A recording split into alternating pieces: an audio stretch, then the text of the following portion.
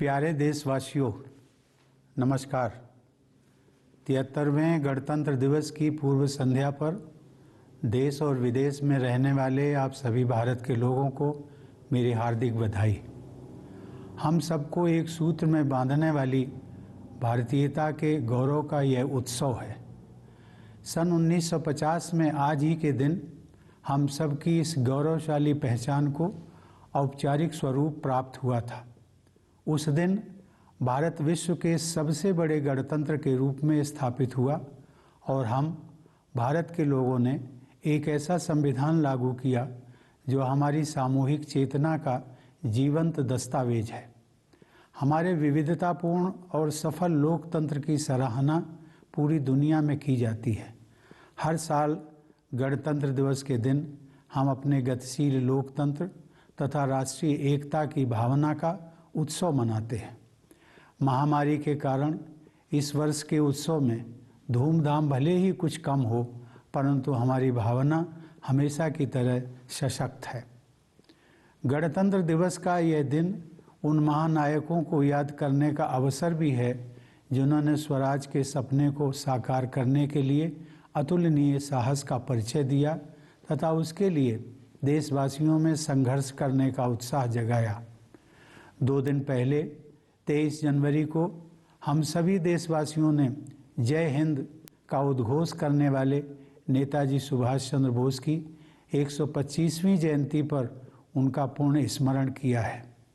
स्वाधीनता के लिए उनकी ललक और भारत को गौरवशाली बनाने की उनकी महत्वाकांक्षा हम सब के लिए प्रेरणा का स्रोत है। हम अत्यंत सौभाग्यशाली हैं कि हमारे संविधान का निर्माण करने वाली सभा में उस दौर की सर्वश्रेष्ठ विभूतियों का प्रतिनिधित्व था।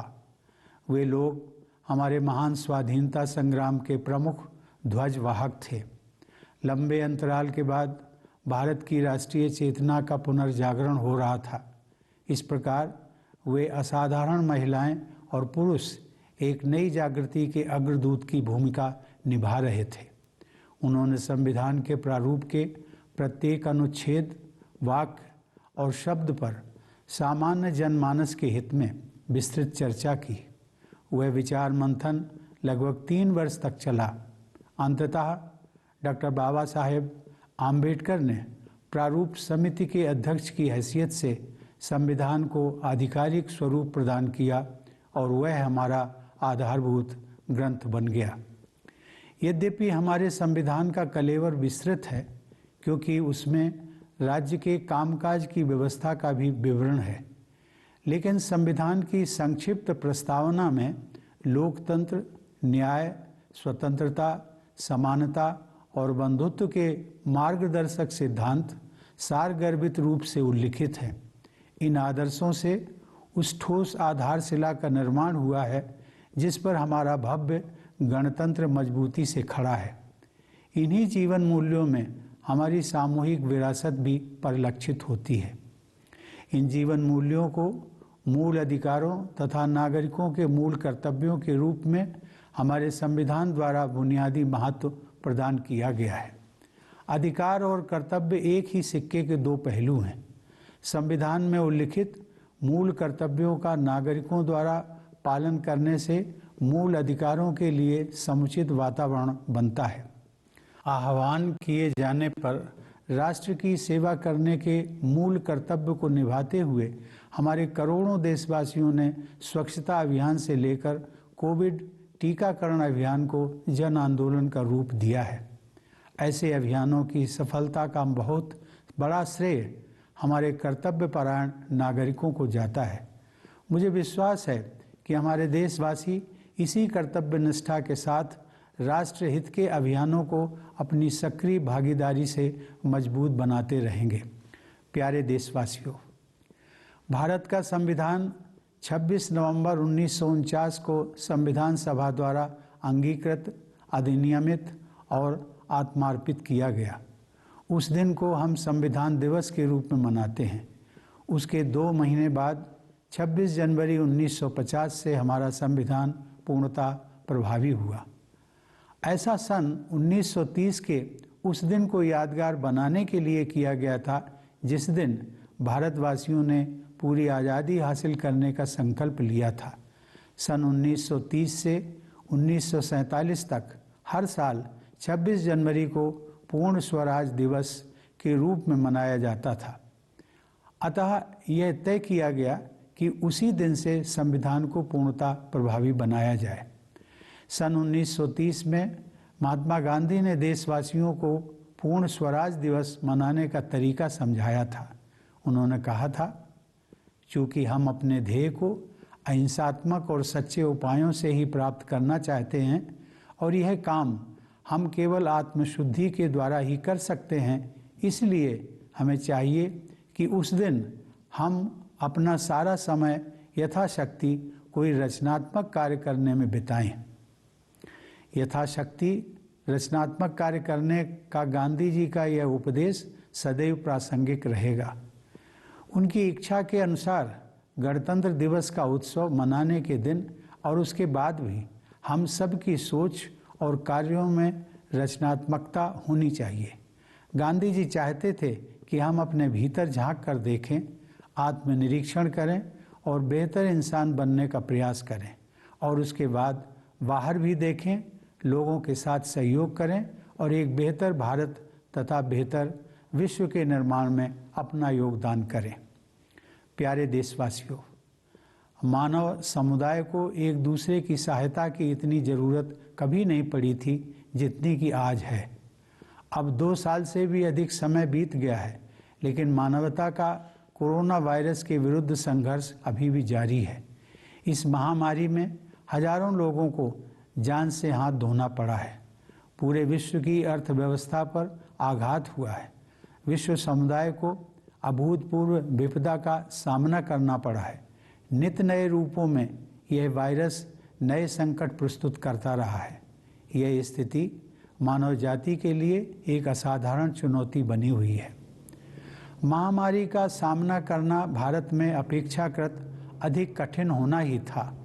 हमारे देश में जनसंख्या का घनत्व बहुत ज़्यादा है और विकासशील अर्थव्यवस्था होने के नाते हमारे पास इस अदृश्य शत्रु से लड़ने के लिए उपयुक्त स्तर पर बुनियादी ढांचा तथा आवश्यक संसाधन पर्याप्त मात्रा में उपलब्ध नहीं थे। लेकिन ऐसे कठिन समय में ही किसी राष्ट्र की संघर्ष करने की क्षमता निखरती है। मुझे यह कहते हुए गर्व का अनुभव होता है कि हमने कोरोना वायरस के खिलाफ असाधारण दृढ़ संकल्प और कार्य क्षमता का प्रदर्शन किया है। पहले वर्ष के दौरान ही हमने स्वास्थ्य सेवा के बुनियादी ढांचे को विस्तृत तथा मजबूत बनाया और दूसरे देशों की मदद के लिए भी आगे बढ़े।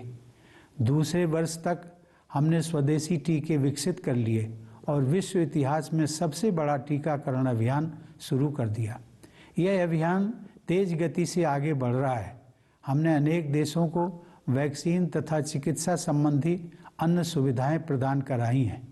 भारत के इस योगदान की वैश्विक संगठनों ने सराहना की है।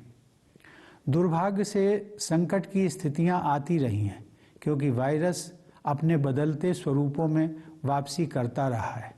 अनगिनत परिवार भयानक विपदा के दौर से गुजरे हैं। हमारी सामूहिक पीड़ा को व्यक्त करने के लिए मेरे पास शब्द नहीं हैं, लेकिन एकमात्र सांत्वना इस बात की है कि बहुत से लोगों की जान बचाई जा सकी है। महामारी का प्रभाव अभी भी व्यापक स्तर पर बना हुआ है, अतः हमें सतर्क रहना चाहिए और अपने बचाव में तनिक भी ढील नहीं देनी चाहिए। हमने अब तक जो सावधानियां बरती हैं उन्हें जारी रखना है। मास्क पहनना और सोशल डिस्टेंसिंग बनाए रखना कोविड अनुरूप व्यवहार के अनिवार्य अंग रहे हैं। कोविड महामारी के खिलाफ लड़ाई में वैज्ञानिकों और विशेषज्ञों द्वारा बताई गई सावधानियों का पालन करना आज हर देशवासी का राष्ट्र धर्म बन गया है। यह राष्ट्र धर्म हमें तब तक निभाना ही है जब तक यह संकट दूर नहीं हो जाता। संकट की इस घड़ी में हमने ये देखा है कि कैसे हम सभी देशवासी एक परिवार की तरह आपस में जुड़े हुए हैं। सोशल डिस्टेंसिंग के कठिन दौर में हम सब ने एक दूसरे के साथ निकटता का अनुभव किया है। हमने महसूस किया है कि हम एक दूसरे पर कितना निर्भर करते हैं। कठिन परिस्थितियों में लंबे समय तक काम करके यहाँ तक कि मरीजों की देखभाल के लिए अपनी जान जोखिम में डालकर भी डॉक्टरों, नर्सों और पैरामेडिक्स ने मानवता की सेवा की है। बहुत से लोगों ने देश में गतिविधियों को सुचारू रूप से जारी रखने के लिए ये सुनिश्चित किया है कि अनिवार्य सुविधाएं उपलब्ध रहें तथा सप्लाई चेन में रुकावट ना पैदा हो।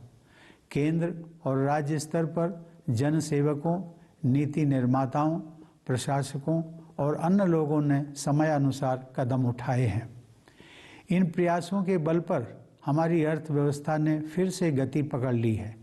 प्रतिकूल परिस्थितियों में भारत की दृढ़ता का यह प्रमाण है कि पिछले साल आर्थिक विकास में आई कमी के बाद इस वित्त वर्ष में अर्थव्यवस्था के प्रभावशाली दर से बढ़ने का अनुमान है। यह पिछले वर्ष शुरू किए गए आत्मनिर्भर भारत अभियान की सफलता को भी दर्शाता है। सभी आर्थिक क्षेत्रों में सुधार लाने और आवश्यकता अनुसार सहायता प्रदान करने हेतु सरकार निरंतर सक्रिय रही है। इस प्रभावशाली आर्थिक प्रदर्शन के पीछे कृषि और मैन्युफैक्चरिंग क्षेत्रों में हो रहे बदलावों का प्रमुख योगदान है। मुझे यह जानकर प्रसन्नता हुई है कि हमारे किसान, विशेषकर छोटी जोत वाले युवा किसान, प्राकृतिक खेती को उत्साहपूर्वक अपना रहे हैं। लोगों को रोजगार देने तथा अर्थव्यवस्था को गति प्रदान करने में छोटे और मझोले उद्यमों ने महत्वपूर्ण भूमिका निभाई है। हमारे इनोवेटिव युवा उद्यमियों ने स्टार्टअप इकोसिस्टम का प्रभावी उपयोग करते हुए सफलता के नए कीर्तिमान स्थापित किए हैं। हमारे देश में विकसित, विशाल और सुरक्षित डिजिटल पेमेंट प्लेटफॉर्म की सफलता का एक उदाहरण यह है कि हर महीने करोड़ों की संख्या में डिजिटल ट्रांजैक्शन किए जा रहे हैं। जन संसाधन से लाभ उठाने यानी डेमोग्राफिक डिविडेंड प्राप्त करने के लिए हमारे पारंपरिक जीवन मूल्यों एवं आधुनिक कौशल के आदर्श संगम से युक्त राष्ट्रीय शिक्षा नीति के जरिए सरकार ने समुचित वातावरण उपलब्ध कराया है। मुझे यह जानकर प्रसन्नता हो रही है कि विश्व में सबसे ऊपर की 50 इनोवेटिव इकोनॉमीज़ में भारत अपना स्थान बना चुका है। यह उपलब्धि और भी संतोषजनक है कि हम व्यापक समावेश पर जोर देने के साथ साथ योग्यता को बढ़ावा देने में सक्षम हैं। देवियों और सज्जनों, पिछले वर्ष ओलंपिक खेलों में हमारे खिलाड़ियों के शानदार प्रदर्शन से लोगों में खुशी की लहर दौड़ गई थी। उन युवा विजेताओं का आत्मविश्वास आज लाखों देशवासियों को प्रेरित कर रहा है। हाल के महीनों में हमारे देशवासियों द्वारा विभिन्न क्षेत्रों में अपनी प्रतिबद्धता और कर्मठता से राष्ट्र और समाज को मजबूती प्रदान करने वाले अनेक उल्लेखनीय उदाहरण मुझे देखने को मिले हैं। उनमें से मैं केवल 2 उदाहरणों का उल्लेख करूंगा। भारतीय नौसेना और कोचीन शिपयार्ड लिमिटेड की समर्पित टीमों ने स्वदेशी व अत्याधुनिक विमानवाहक पोत IAC विक्रांत का निर्माण किया है, जिसे हमारी नौसेना में शामिल किया जाना है। ऐसी आधुनिक सैन्य क्षमताओं के बल पर अब भारत की गणना विश्व के प्रमुख नौसेना शक्ति संपन्न देशों में की जाती है। यह रक्षा के क्षेत्र में आत्मनिर्भरता की ओर अग्रसर होने का एक प्रभावशाली उदाहरण है। इससे हटकर एक विशेष अनुभव मुझे बहुत हृदय स्पर्शी लगा।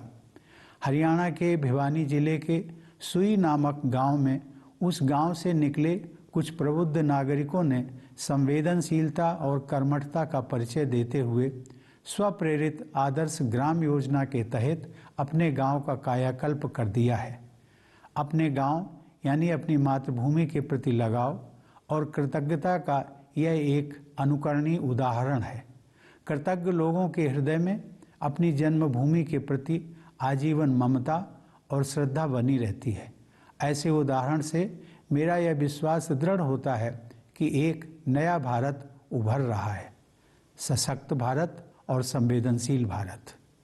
मुझे विश्वास है कि इस उदाहरण से प्रेरणा लेकर अन्य सक्षम देशवासी भी अपने अपने गांव एवं नगर के विकास के लिए योगदान देंगे। इस संदर्भ में आप सभी देशवासियों के साथ मैं एक निजी अनुभव साझा करना चाहूँगा। मुझे पिछले वर्ष जून के महीने में कानपुर देहात जिले में स्थित अपनी जन्मभूमि अर्थात अपने गांव परौंख जाने का सौभाग्य मिला था।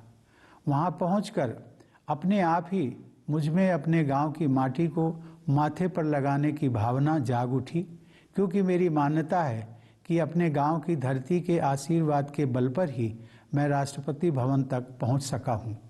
मैं विश्व में जहां भी जाता हूं, मेरा गांव और मेरा भारत मेरे हृदय में विद्यमान रहते हैं।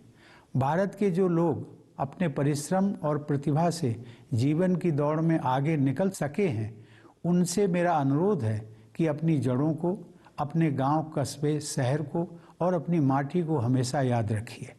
साथ ही आप सब अपने जन्म स्थान और देश की जो भी सेवा कर सकते हैं, अवश्य कीजिए।